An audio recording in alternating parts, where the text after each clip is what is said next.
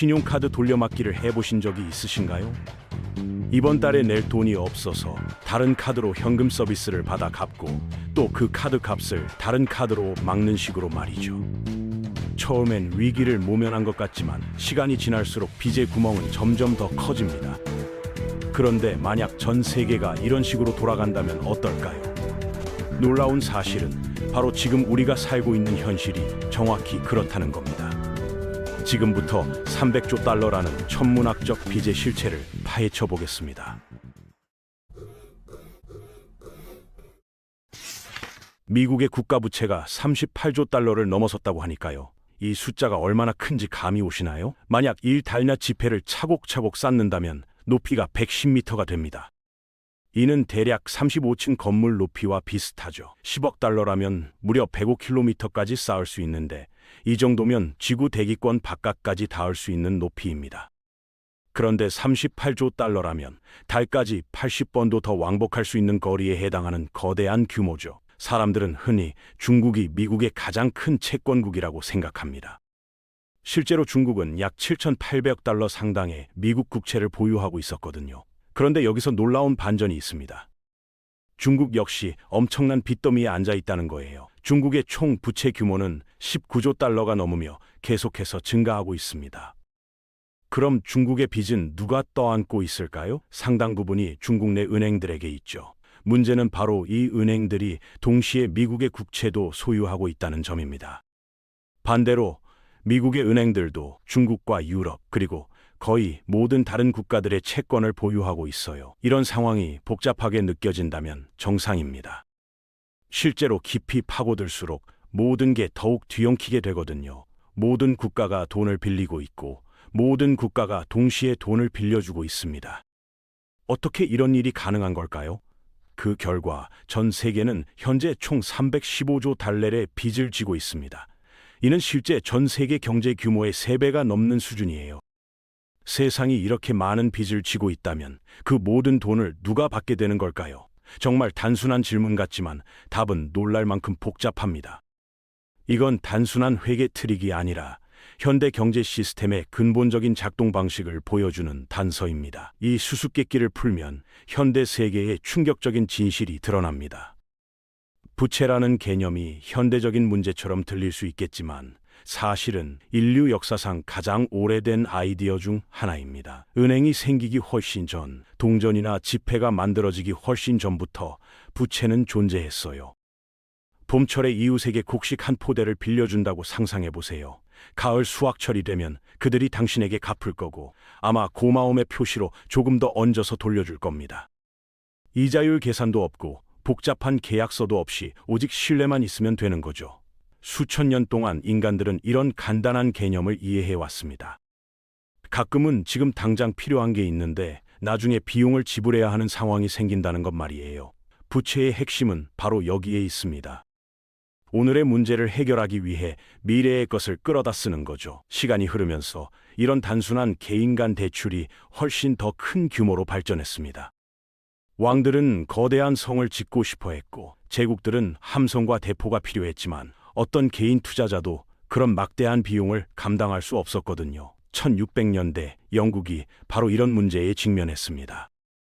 찰스 2세가 네덜란드와의 전쟁 준비를 하고 있었는데 국고는 텅 비어 있었고 귀족들은 대출을 거절했어요. 그래서 완전히 새로운 방법을 시도했습니다. 부채의 일부분을 일반 대중에게 판매한 거죠. 시민들이 현금을 내는 대가로 이자와 함께 상환하겠다는 약속서, 즉 채권을 받게 된 겁니다. 간단해 보이는 아이디어였지만 모든 것을 바꿔놓았죠. 이제 국가들은 세금을 올리거나 국고를 바닥낼 필요 없이 엄청난 자금을 조달할 수 있게 됐습니다. 20세기에 들어서면서 채권은 완전히 세계화됐어요. 1차 대전과 2차 대전으로 인해 국가들은 전쟁뿐만 아니라 재건을 위해서도 전례 없는 규모의 차입을 하게 됐습니다. 1944년 브레튼 우즈 체제로 미국 달러가 세계 금융 시스템의 중심이 됐죠. 각국 통화는 달러에 고정됐고 달러는 금에 연동됐는데 문제가 있었습니다. 금의 양은 한정되어 있었지만 경제는 계속 성장해야 했다는 점입니다. 미국의 지출이 늘어나면서 유통되는 달러의 홍수를 뒷받침할 만큼의 금이 충분하지 않게 됐어요. 결국 1971년 닉슨 대통령이 금태환을 중단하며 그 연결고리를 끊어버렸습니다. 그 순간부터 돈은 지금 우리가 법정화폐라고 부르는 것이 됐어요. 금이나 실물 자산으로 뒷받침되지 않고 단순히 정부의 명령에 의해서만 가치를 갖는 돈 말이죠. 이제 정부들은 마음껏 돈을 만들어낼 수 있게 됐습니다. 1980년대 이후 전 세계 부채는 폭발적으로 증가했습니다. 국가들은 차입이 전시에만 유용한 게 아니라 경제 성장도 촉진할 수 있다는 걸 깨달았어요.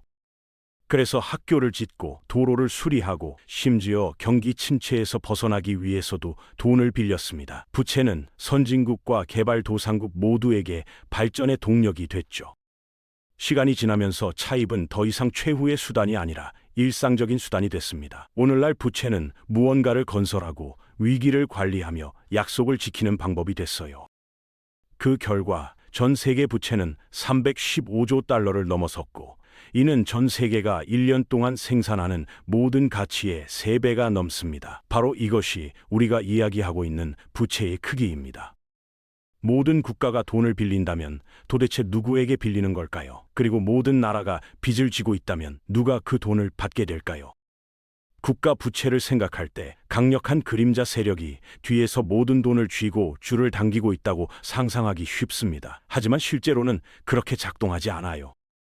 현대 부채는 우리가 익숙하게 생각하는 직선형 움직임이 아니라 원형으로 순환합니다. 이 개념을 더 잘 이해하기 위해 미국을 자세히 살펴보겠습니다. 누가 그들에게 그렇게 많은 돈을 빌려줄 수 있는지 궁금할 텐데요. 놀라운 점은 실제로 부채의 약 72%가 미국인들 자신에게 빚진 거라는 겁니다. 즉, 미국이 자기 자신에게서 돈을 빌리고 있다는 뜻이죠. 어떻게 이런 일이 가능한 걸까요? 우리가 알고 있듯이 정부는 채권을 발행하고 이자와 함께 갚겠다고 약속합니다. 그럼 누가 이 정부 채권을 사고 있을까요? 아마도 바로 여러분일 겁니다. 은행에 돈을 맡기면 그 돈이 그냥 금고에서 잠자고 있는 게 아니거든요. 은행은 그 돈을 투자해서 일부 이자를 돌려주는데 이를 위해 대출도 하고 투자도 하며 당연히 채권도 삽니다. 현재 미국의 상업은행들은 약 1조 9천억 달러 상당의 미국 국채를 보유하고 있어요. 채권은 여유 자금으로 이자를 벌 수 있는 가장 안전한 방법 중 하나이기 때문에 매우 인기 있는 투자 상품입니다. 주식 시장과는 달리 매일 가격이 요동치지 않거든요. 물론 정부는 경제 관리를 위해 이자율을 바꿀 수 있어요. 1980년대에는 높은 인플레이션을 잡으려는 노력으로 수익률이 16% 이상까지 뛰기도 했습니다. 2020년 코로나19 회복 기간에는 지출을 늘리기 위해 1% 미만으로 떨어지기도 했어요. 하지만 채권을 살 때마다 이자율은 전액을 돌려받을 때까지 고정됩니다. 오늘날 10년 만기 미국 국채는 연 4.7%의 안정적인 이자를 지급합니다. 위험이 거의 없다는 점을 고려하면 꽤 괜찮은 수준이에요. 이것이 채권과 부채가 인기 있는 이유입니다. 당연히 은행만 채권을 사는 건 아니죠. 큰 돈을 굴려야 하는 곳이라면 어디든 똑같은 일을 합니다. 연금기금, 보험회사, 투자회사 모두 채권을 사서 이자를 벌어들이거든요. 2024년 미국 연금기금은 전체 자산의 27%를 채권에 투자했어요. 보험회사의 경우 이 비율이 더욱 높아서 자산의 63% 이상을 채권에 투자해 위험을 낮게 유지하면서도 자금을 늘리는 안정적인 방법으로 활용했습니다. 이렇게 해서 사람들의 저축이 정부의 대출 자금이 되는 은밀한 네트워크가 만들어지는 거예요. 미국이 자기 자신에게서 돈을 빌린다는 게 이상하게 들릴 수도 있지만 실제로는 자연스러운 흐름입니다. 돈이 쌓여서 놀고 있는 곳에서 돈이 필요하고 쓰이는 곳으로 흘러가는 거죠. 정부가 부채에 대한 이자를 지불하면 그 돈은 바로 대출자들의 주머니로 돌아갑니다. 그럼 그들은 그 돈을 어떻게 쓸까요? 더 많은 채권을 사서 더 많은 이자를 벌어들이죠. 이는 돈이 대출자에서 차용자로 다시 대출자에게 끊임없이 순환하는 고리가 됩니다. 국가 간에도 똑같은 순환이 존재해요. 미국 부채의 약 28%는 해외에 있는데 미국의 은행이나 연금기금과 마찬가지로 외국 정부와 은행들도 여유 자금을 투자하기 때문입니다. 같은 논리로 우리가 빌릴 때는 돈이 들어오고 갚을 때는 돈이 나가며 이런 과정이 반복되는 거죠. 기억하세요. 이런 일은 미국만 하는 게 아닙니다. 모든 나라가 빌리고 모든 나라가 빌려주거든요. 일본의 저축은 네덜란드의 대출이 되고 네덜란드의 저축은 브라질의 대출이 됩니다. 브라질의 저축은 결국 다시 미국 국채로 흘러들어가죠. 전 세계의 부채는 터지기만을 기다리는 미지급 청구서 더미가 아닙니다. 이는 돈이 저축자에서 차용자에게 그리고 다시 저축자에게로 순환하는 상호 연결된 순환 시스템에 더 가까워요. 정부들은 돈을 빌리고 투자자들은 돈을 빌려주며 이자 지급이 이런 순환을 지속시킵니다. 그 돈 중 일부는 국경을 넘나들지만 대부분은 실제로 시스템을 벗어나지 않아요. 그냥 형태와 소유자만 바뀌면서 계속 움직일 뿐이죠. 정부가 계속해서 돈을 빌려 쓴다면 미래에 어떻게 그 빚을 갚을 수 있을까요? 핵심은 바로 이겁니다. 정부들은 단순히 오랜된 빚을 갚기 위해 새로운 빚을 빌릴 뿐이에요. 이게 무모하게 들릴 수도 있지만 실제로는 현재 세계 경제가 작동하는 방식의 기초가 됩니다. 그럼 왜 이 시스템이 계속 유지되는 걸까요? 왜 세상은 빌리는 것을 멈추지 않을까요? 이제 우리 경제부터 정치까지 모든 것이 부채를 중심으로 구축됐기 때문이에요. 불편한 진실은 부채가 성장을 추진한다는 겁니다. 정부가 돈을 빌려서 쓰면 그 돈이 경제로 흘러들어가거든요. 기업들은 더 많은 수익을 올리고 근로자들은 임금을 받아서 더 많이 소비합니다. 이는 경제가 계속 확장되어 모든 사람이 더 나은 삶을 살 수 있도록 하는 선순환 고리가 되죠. 중국에서는 정부 지출의 20%가 부채에서 나옵니다. 즉 5달러 중 1달러는 실제로 빌린 돈이라는 뜻이에요. 미국에서는 이 비율이 더욱 높아서 26% 정도인데 이는 교육과 복지에 쓰는 금액을 합친 것과 비슷한 수준입니다. 정부가 갑자기 차입을 멈추면 지출이 줄어들고 경제로의 자금 흐름이 끊어집니다. 기업들은 수익이 줄고 근로자들은 일자리를 잃으면서 지출을 줄이게 돼요. 경제를 성장시키는 바로 그 순환이 역방향으로 돌아가면서 모든 사람의 삶이 악화됩니다. 예를 들어 그리스를 살펴보시죠. 2008년 금융위기가 터졌을 때 투자자들이 공황 상태에 빠져서 그리스 국채 매수를 갑자기 중단했습니다. 너무 위험해 보였거든요. 그리스는 돈을 빌릴 수 없게 됐고 쓸 돈도 금세 떨어졌어요. 공무원 4명 중 1명이 해고됐고 임금은 32%나 삭감됐으며 그 후 몇 년 동안 GDP는 무려 26%나 줄어들었습니다. 정치인들도 이런 사실을 알고 국민들도 알고 있어요. 모든 사람이 경제가 계속 성장할 수 있도록 정부가 지출을 계속하기를 바라거든요. 그래서 긴축을 약속하고 선거에서 이기는 사람은 없습니다. 지출은 계속되고 차입은 불가피해져요. 성장만이 전부는 아닙니다. 때로는 생존의 문제죠. 2020년 코로나19처럼 경제 위기가 발생하면 사람들이 지출을 멈추고 경제가 침체됩니다. 이 문제를 해결할 수 있는 유일한 방법은 정부가 나서서 사람들이 지출을 꺼리는 부분을 메워주는 거예요. 사람들이 세금을 내지 않는 위기 상황에서는 돈을 빌릴 수밖에 없습니다. 2020년에 미국 정부는 단 1년 만에 무려 4조 달러를 빌렸는데 이는 미국 경제 전체의 약 18%에 해당해요. 중국과 유럽 그리고 다른 모든 경제권도 마찬가지였습니다. 선택이 아니라 필수였거든요. 돈을 빌릴 때는 나중에 갚아야 한다는 걸 기억하세요. 정부가 이미 경제를 유지하는 데 세수를 모두 쓰고 있다면 오래된 빚을 갚는 데 필요한 돈은 어디서 나올까요? 답은 간단합니다. 빚을 갚기 위해 다시 빚을 빌리는 거예요. 이 부채는 절대 시스템에서 사라지지 않습니다. 독일이나 스위스 같은 부유한 나라들에서는 이게 큰 문제가 되지 않아요. 이들의 채권은 안전하다고 여겨지니까 낮은 이자율로 계속 빌릴 수 있거든요. 개발도상국의 경우는 상황이 다릅니다. 대출 비용이 높을수록 갈아타기 비용도 더 커져요. 시간이 지나면서 빚이 스스로 불어나기 시작합니다.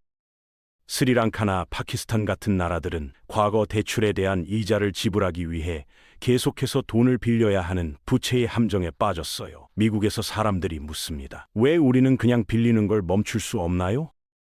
사실은 그럴 수 없다는 겁니다. 우리를 짓누르는 그 부채가 사실은 경제 전체를 지탱하는 기둥이었거든요. 여기서 불편한 질문이 제기됩니다. 정말 이런 식으로 영원히 지속될 수 있을까요? 아무리 순환이 원활해 보여도 표면 아래에는 위험이 도사리고 있어요. 정부가 언급하기를 꺼리고 실제로는 누구도 직면하고 싶어 하지 않는 위험 말이죠. 정부가 계속 돈을 빌리면 부채가 늘어나고 이자 지불도 늘어납니다. 시간이 지남에 따라 예산의 점점 더 많은 부분이 기존 대출을 갚는 데 쓰이고 새로운 학교나 병원에 투자할 돈은 줄어들어요. 부채 대 GDP 비율이 100%에 가까운 건 이제 일반적인 현상으로 여겨집니다. 수십 년 전이었다면 엄청난 재앙이었을 텐데 말이죠. 대출 비용이 저렴하고 대출 기관들이 확신을 가지고 있을 때는 이게 큰 문제가 되지 않아요. 하지만 위험도에 따라 모든 게 바뀝니다. 투자자들이 대출을 원하지 않으면 차입 비용이 갑자기 급등하게 되거든요. 정부가 이 문제를 해결하려는 한 가지 방법은 더 많은 돈을 찍어내는 겁니다. 쉬운 해결책처럼 들리지만 큰 부작용이 있어요. 시스템에 더 많은 돈이 풀리면 각각의 가치가 떨어지고 그 결과 인플레이션이 발생합니다. 물가가 오르고 저축의 가치가 줄어들면서 사람들이 점점 가난해진다고 느끼기 시작해요. 극단적인 경우에는 통제 불능 상태로 치달을 수도 있습니다. 베네수엘라에서는 2010년대 후반에 정부가 부채를 갚기 위해 너무 많은 돈을 찍어내서 몇 주마다 물건 가격이 2배로 뛰었어요. 예전에 10볼리바르였던 빵 한 덩어리가 갑자기 수백만 볼리바르가 됐습니다. 화폐는 거의 가치가 없게 됐고 일반인들은 평생 모은 저축이 하룻밤 사이에 사라지는 걸 봤어요. 대부분 국가는 이런 극단적인 경우를 겪지 않지만 적당한 인플레이션조차도 통화 가치를 떨어뜨려 큰 문제를 일으킬 수 있습니다. 시스템이 취약해지고 부채에 의존하게 되면 사람들이 실질적인 것을 찾기 시작합니다. 바로 지금 우리가 보고 있는 현상이죠. 2025년에는 금으로 기록적인 자금이 몰려들고 있어요. 그럴 만한 이유가 있거든요. 금은 올해만 29% 가까이 올랐는데 달러는 8% 가까이 떨어져서 3년 만에 최저 수준으로 거래되고 있습니다. 은은 32년 만에 최고치를 기록했고 광산주를 나타내는 GDXJ 지수는 무려 47% 가까이 뛰었어요. 사람들이 종이 자산보다는 실물 자산으로 피할 곳을 찾고 있다는 신호입니다. 현재 전 세계 부채 시스템은 끊임없는 성장과 신뢰를 기반으로 구축되어 있습니다. 하지만 언제까지 이런 믿음이 지속될 수 있을까요?